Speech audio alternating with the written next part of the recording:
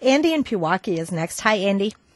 Hey, everybody. The comedian, podcaster, radio personality Adam Carolla, quite a long time ago, came up with an idea of attack crows, basically training crows to hone in and follow a person or a vehicle or an object, and in the case of danger, swoop down and essentially distract the attacker. Do you guys think that this is a feasible idea? Well, I think John is probably best to comment on that, because the work that he's done in terms of facial recognition is very remarkable. What do you think, John?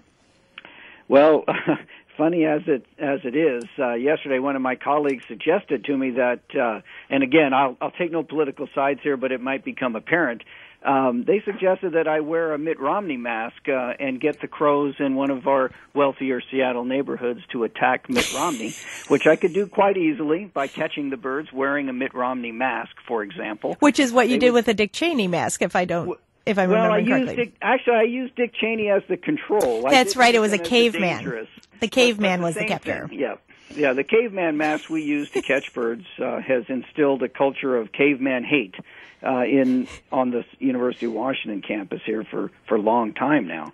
So it would be quite easy to train birds to hate a particular person, and by hate I mean here they treat it as that coyote was treated, that the caller mentioned earlier, in that soon as they see that person, that face again in their area, any of the birds who know it come in and attack, dive at it, swoop at it, chase it, and they pass on that knowledge, because all the other birds that hear this commotion come rallying in, and they learn by observation of what's going on that this is a dangerous person, and they join in the fun. And it's something that just doesn't go away either from the place where it's learned, and it would be it'd be quite an effective way to get somebody who was not favored to have quite an interesting reception next time they stepped outside. Well, and Tony, as I remember in the book, that knowledge was not just in the crows that had actually been captured, but it had actually been passed along to other members of the flock